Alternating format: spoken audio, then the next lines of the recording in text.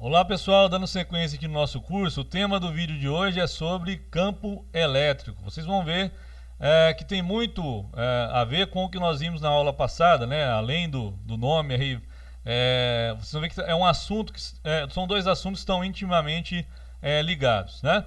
Mas antes de falar do campo elétrico, quero fazer aqui uma analogia com relação a algo que é conhecido de todos nós. Nós percebemos a ação aí em todos os momentos da nossa vida, né? Que é o campo gravitacional. É só aquelas pessoas que são um pouco negacionistas em relação à ciência, né? Que tentam aí criar algumas teorias mirabolantes, mas não vem ao caso. Aí já é uma coisa mais complexa, né? Mas em relação ao campo gravitacional, o que nós temos? Nós sabemos que se eu considerar aqui uma pequena distância, eu tenho aqui uma representação do que seria o nosso planeta, né? E se eu pego aqui uma distância r em relação ao centro da Terra, né, até um ponto aqui qualquer, onde inicialmente não tem nenhum objeto, não tem um satélite, não tem nenhum resto de satélites, não tem nada, né? Só para a gente dar uma olhada aqui, falar um pouquinho sobre o campo gravitacional. Então, nós, através dos estudos aí realizados por Newton, né, digamos assim, de um ponto de vista mais tradicional, e até mesmo se a gente fosse utilizar algo mais recente, nós conseguimos descrever como é que é esse campo gravitacional da Terra em torno dela, né? Quando eu falo algo mais recente, seria da gravitação, da teoria da relatividade, né? Geral de Einstein, ok? Mas pegando aqui em relação ao que Newton havia feito já, né? O que nós temos? Se nós considerarmos esse ponto, eu consigo calcular o campo gravitacional nesse ponto, dado por essa expressão, né? Onde nós temos uma constante, a massa, que no caso seria a massa do planeta, e essa distância, né? R aqui, como sendo a distância entre o centro até um ponto aqui qualquer, do meu interesse, né? Então, a existência do campo, aí que é o ponto-chave aqui para a gente, a existência do campo, ela não está...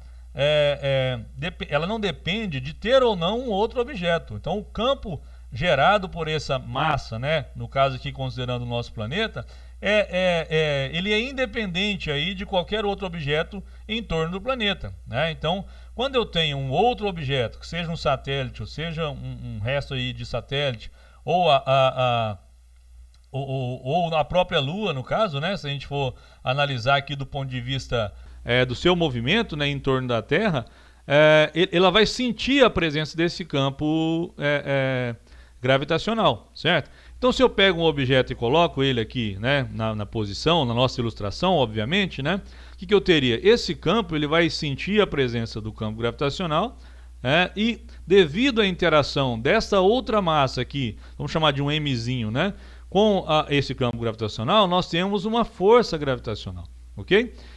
Nós sabemos, quem estudou aí a lei da gravitação, né, universal, a gente sabe que essa força, se eu multiplicar o que eu estou chamando aqui de campo gravitacional, né, Gzão emão por R ao quadrado, pela massa desse corpo, eu consigo calcular a intensidade dessa força gravitacional, né?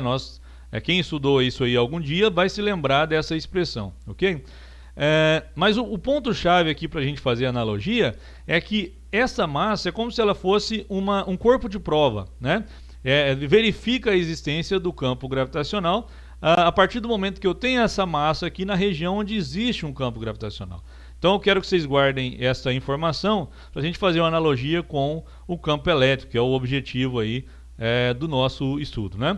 Falar do campo gravitacional nos permite vislumbrar algo ali que é mais, digamos, palpável, né? Algo que está mais... a gente consegue perceber os efeitos mais facilmente, né? Então, eu deixo cair um objeto, eu consigo explicar a queda daquele objeto em relação à interação daquela massa, né, com a massa do planeta.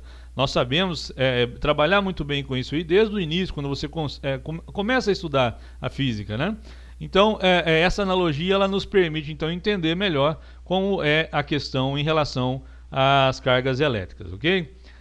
Partindo então aqui para o nosso estudo, se eu considero essas cargas elétricas, elas geram então o que nós chamamos de campo elétrico em um determinado ponto. Então aqui na minha figura, esse é um ponto qualquer, né? Um ponto aqui do espaço, e esta carga positiva, no caso, ela gera aqui nesse ponto uma certa perturbação, vamos dizer assim, que eu chamo de campo elétrico. E esse campo elétrico é uma grandeza vetorial. Essa grandeza sendo vetorial, eu tenho que determinar a intensidade, a direção e o sentido, né? E, obviamente, que nós vamos relacionar com o que foi feito inicialmente na analogia, né? E já para a gente poder já acostumar com essa questão do campo elétrico, olha, esse campo, nós vamos destacar isso posteriormente, né? Mas a direção é a mesma de um segmento de reta que passa através da carga e desse ponto de interesse, né? E se a carga for positiva, esse campo é orientado dessa maneira, a gente vai dar um nome depois, e se ela for negativa, ele seria orientado então dessa maneira, ok? Vejam que aqui a gente já tem uma diferença em relação ao campo gravitacional, né? Porque como eu estou falando de cargas diferentes, essas cargas diferentes geram também campos diferentes num determinado ponto, né? Ela sendo positiva ou negativa, isso tem influência na orientação do campo elétrico, ok? Mas vamos aqui com calma falando mais a respeito disso, né? Do ponto de vista aqui, né, eu tenho uma carga Q, vou chamar essa carga Qzão aqui, né, Q maiúsculo, de geradora, né, e essa outra carga aqui, onde está Q0, de uma carga de prova, né. É óbvio que se eu tenho aqui uma distribuição de carga, né, ou uma carga, ela gera um campo, e essa outra aqui também gera um campo elétrico, né. Só que quando eu quero utilizar como uma carga de prova, o que a gente está considerando? Que essa carga aqui, ela tem uma quantidade de carga, né, muito pequena em relação ao campo que eu quero estudar, ou de uma outra forma, que o campo gerado por essa carga, ele é muito menor do que o outro que eu estou querendo estudar. Por isso que eu posso utilizar essa minha carga como uma carguinha de prova, né? Por que de prova? Porque ela vai provar, a mesma analogia lá com o campo gravitacional, né? Ela vai me provar a existência do campo elétrico naquele ponto onde ela é colocada. Essa que é a ideia de carga de prova, ok? Então, essa carga então gerou o campo, essa carga Q0 ela está evidenciando a existência do campo ali em torno, né, na região próxima àquela carga geradora, vamos dizer assim. E como é que nós definimos, né? Definimos que esse campo elétrico ele é dado então pela razão entre a força que essa carga de prova vai sofrer pela carga. Vejam só. A gente pode ler isso aqui de uma outra forma, e é até mais interessante ler dessa outra forma, né? Que quando eu tenho uma carga de prova na região onde existe um campo elétrico, ela fica sujeita a uma força elétrica, né? Então essa é a maneira melhor, que mais correta a gente ler essa informação, né? Que uma carga de prova na região onde existe um campo elétrico fica sujeita a uma força elétrica, ok? Esse é um ponto aí chave para a gente no estudo aqui do campo elétrico. E veja que aqui estamos falando de força elétrica, que foi o tema do vídeo anterior, que você já tem conhecimento. Então a gente vai relacionando aqui as coisas, né? Geralmente a gente acaba falando primeiro da lei de Coulomb de força elétrica para depois falar de campo, mas isso aí é apenas uma escolha, né? Didática, talvez, que os materiais colocam aí para a gente. E a relação com força elétrica, né? Quando eu quero já que é interessante a gente fazer isso, né? Quero ali comparar a direção da força com o campo, o sentido, e isso vai depender de que variáveis aqui, né? Vamos ver. Então a direção, ela é a mesma da força quando eu estou estudando ali a interação entre essas cargas, né? Então a direção do campo elétrico e da força elétrica, ela é comum. Agora o sentido, ele é o mesmo da força quando eu tenho uma carga positiva, e ele é contrário quando essa carga de prova ela é negativa. Veja que nada está sendo falado daquela carga que eu chamei de geradora, né? Apenas da carga de prova. Então o que vai determinar se força elétrica e campo elétrico eles têm o mesmo sentido é a carga de prova e não a carga geradora. É o sinal da carga de prova e não o sinal da carga geradora, ok?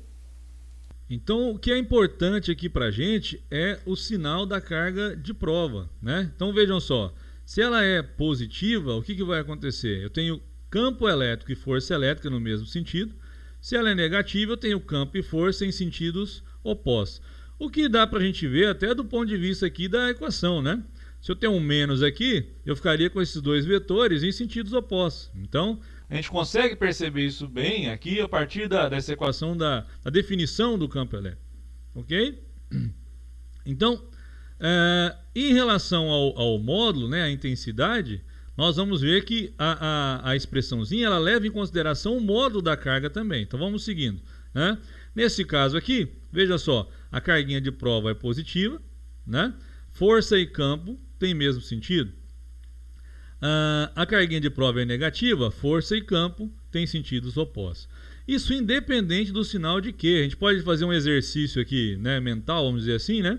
Se esse Q fosse negativo, o que ia acontecer com o campo? O campo elétrico ele teria o sentido oposto, que eu mostrei lá numa das primeiras imagens para vocês, né? Consequentemente, se a carguinha de prova fosse positiva e essa carga aqui geradora fosse negativa, a força não seria de atração? Da mesma maneira, campo e força ficariam no mesmo sentido. Se aqui fosse negativo, né, esse campo estaria orientado para a esquerda, aqui na nossa referência, vamos dizer assim, né, enquanto a força ficaria de repulsão, né, no sentido contrário. Então vejam que o que define aqui para a gente, o que nos permite avaliar isso, é justamente o sinal da carga de prova. Então, em sendo positiva essa carga de prova, né, força e campo têm mesmo sentido. Agora, se for negativa, força e campo têm sentidos opostos, ok?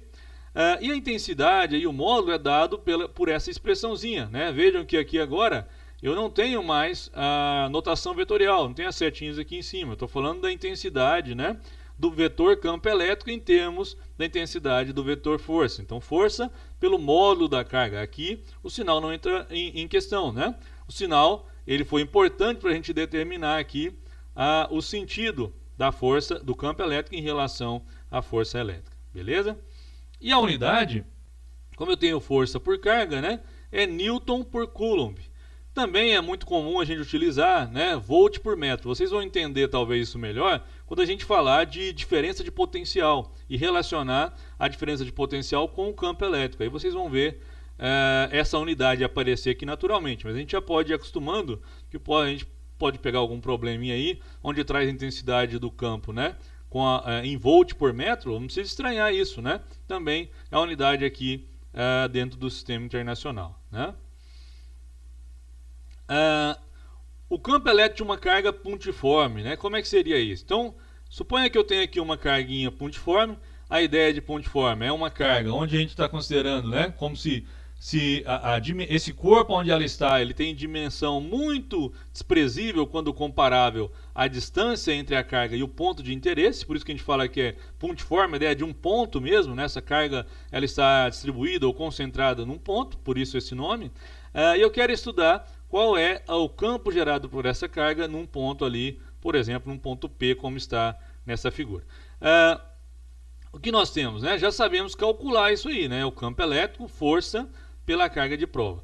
Eu vou partir lá da lei de Coulomb, que nós estudamos aí, vimos aí no material anterior. Quem não se lembra, né, pode voltar lá e recuperar.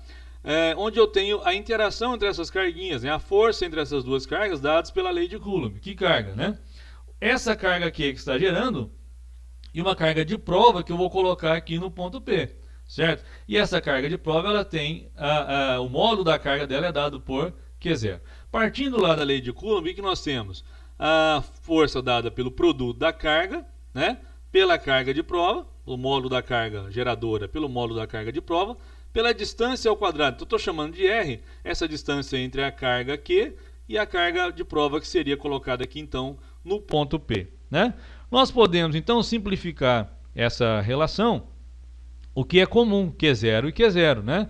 Dessa maneira, o que sobra para a gente? Que o campo elétrico ele é dado por essa expressão, né? Constante eletrostática, como a gente tinha antes, módulo da carga Q pela distância ao quadrado. Então, se eu quiser calcular qual é o campo gerado por essa carga pontiforme no ponto P, como é que vai ser esse campo?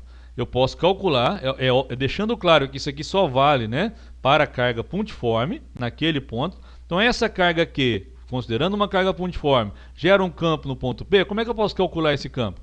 É o módulo da carga pela distância ao quadrado, e aqui, é claro, está sendo multiplicado por essa constante, que é a constante eletrostática, ok? Então, esse R é a distância entre a carga e o ponto de interesse. Então, muitas vezes também pode aparecer aí, eu estou mantendo aqui a anotação que eu estava usando antes, mas pode aparecer D. No gráfico vai aparecer mais adiante, eu deixei D, para a gente não ficar apegado aí à letra que está sendo usada, né? Mas ao significado que tem o que está colocado ali para a gente, ok? E a direção, ela é dada por quem? A direção é a mesma ideia, né? Um segmento de reta que passa aqui pela carga e pelo ponto P. O sentido, né? Aí agora que a gente pode nomear isso um pouco melhor, né? Se a carga é positiva, né? Essa carga geradora, né? Que eu estou chamando assim dessa forma, a gente fala que esse campo é um campo de afastamento. Um outro nome também comum é divergente, né? Agora, se a carga é negativa, então esse campo é um campo de aproximação ou convergente, como a gente vai ver aqui num próximo slide. Então veja só, uma carga positiva, ela gera um campo que a gente costuma chamar de afastamento, né? Ou divergente, ok? Enquanto uma carga negativa, ela gera um campo de aproximação ou convergente, certo? É interessante você pensar, né, nessa orientação do campo e também, se eu tiver uma carga ali próxima, positiva ou negativa, como que seria a força elétrica, né, e a orientação da força elétrica devido à existência desse campo elétrico, ok? Então esse é um ponto que a gente sempre tem que estar com ele aí em mente. Lembrar que se a carga de prova for positiva, força e campo têm o mesmo sentido. Se a carga de prova for negativa, força e campo têm sentidos opostos, ok? Então, graficamente, como é que fica isso? Então, eu tenho aqui essa carga, né, nesse caso positiva, gerando então no ponto de interesse aqui um campo elétrico orientado dessa forma, que a gente chama de afastamento, né, ou divergente, como vocês viram. E aqui uma distância D, ao invés de chamar de R, está chamando de D, vai aparecer no gráfico ali para a gente, né? Então, eu teria esse campo dado por módulo da carga pela distância ao quadrado. Graficamente, o que nós temos, né? Vocês vão ver que é um gráfico muito parecido com o que nós tínhamos lá quando estudamos a lei de Coulomb, né? Que era a força entre duas cargas. Então, a cara do gráfico é bem parecida. E era de se esperar, uma vez que nós só temos aqui de diferença um fator multiplicativo, né? Então, e se eu colocar aqui uma carga de prova, né, que esse Qzinho aqui representando essa carga de prova, o que vai acontecer? Essa carga de prova vai ficar sujeita a uma força elétrica, e nós sabemos nesse caso que a força elétrica vai estar orientada no mesmo sentido, né, do campo elétrico, conforme nós já vimos aí anteriormente, beleza? Então é bem simples, né? Bem tranquilo a gente fazer esse estudo aqui. O campo elétrico gerado por uma distribuição de cargas. Como é que fica esse campo de uma distribuição de cargas? De uma única carga, nós já vimos, né? E como que fica quando eu tenho uma distribuição de cargas? Vejam só, se eu tenho uma distribuição de cargas, eu tenho que pensar no campo gerado por cada uma dessas cargas no meu ponto de interesse. Então, esse campo aqui, essa carga aqui negativa, eu estou chamando de Q1, ela gera aqui no ponto P um campo de aproximação. Por isso que o meu vetor está orientado dessa maneira, né? Enquanto essa carga Q2, ela gera aqui no ponto P um campo que a gente chama de afastamento, né? E ela gera aqui no ponto 3 um campo que eu chamo também de afastamento, porque essa carga, no ponto P, melhor dizendo, né? Porque essa carga 3, ela é uma carga também positiva. Então veja que está desenhado aqui os três vetores, E1, E2 e E3.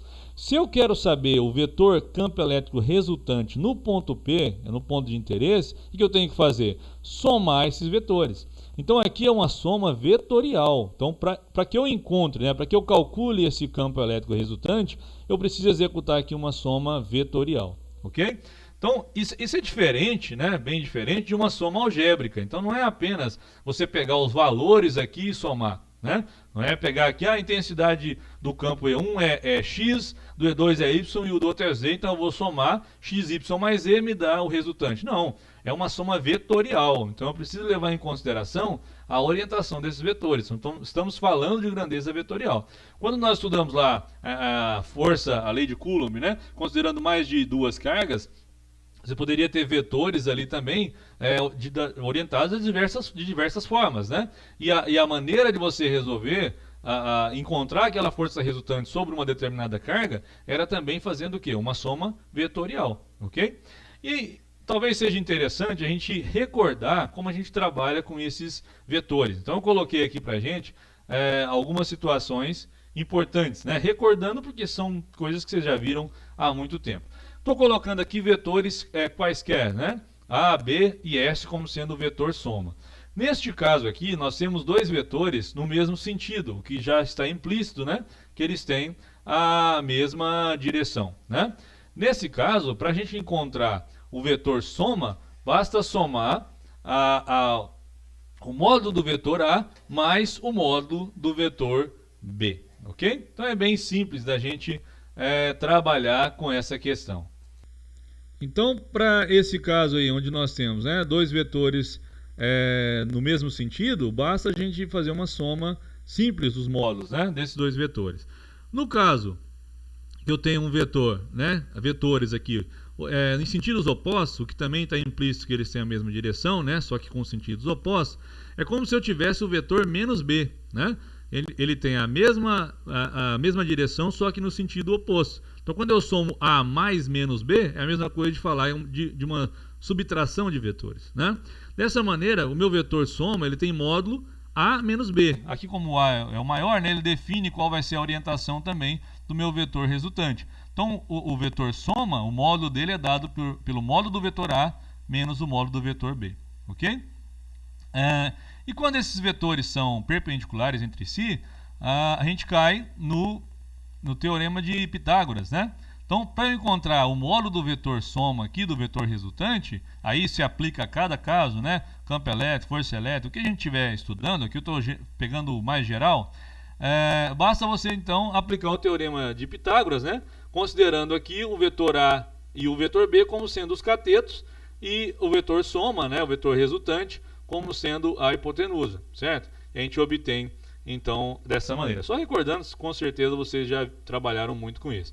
E o caso mais geral, quando esses dois vetores têm um ângulo qualquer aqui, θ, por exemplo, diferente de zero, que é o caso aqui do mesmo sentido, diferente de 180, que é sentidos opostos, diferente de 90, que são os perpendiculares, um caso geral, Dessa maneira, quando eu tenho um caso geral, a soma, o vetor resultante, o vetor soma, ele tem um módulo dado por essa relação que sai lá da lei dos cossenos, A ao quadrado mais B ao quadrado mais 2AB cosseno do ângulo entre eles, ok? Se vocês pegarem aqui, é até um exercício legal de fazer, Se vocês pegarem aqui o ângulo quando é 0, quando é 180 ou quando é 90, vocês voltam lá nos três casos particulares, Se esse é o caso geral, os casos particulares estão inclusos aqui dentro do caso geral, é claro, para a gente finalizar então aqui essa aula, vamos só dar uma olhada em como ficaria. Antes disso, também é importante a gente falar da decomposição de vetores. Então imagina que eu tenho um vetor V, o vetor V está aqui colocado para a gente, e eu quero calcular essa componente aqui que eu estou chamando de Vx, que seria a projeção do vetor V na horizontal, O módulo dessa componente é dado por V vezes o cosseno, então é o lado aqui que ajuda a fazer o ângulo, está com o ângulo cosseno, então ficaria V vezes o cosseno, a componente Vx, É claro que esse V aqui é um vetor qualquer, a gente aplica aí a cada caso que a gente estiver estudando.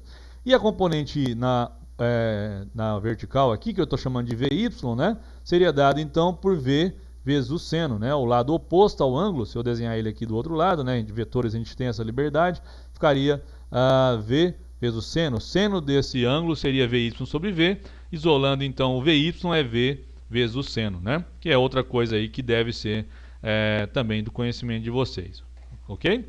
Então, para a gente finalizar, vamos dar uma olhadinha aqui só numa representação desse campo que é interessante para todos nós.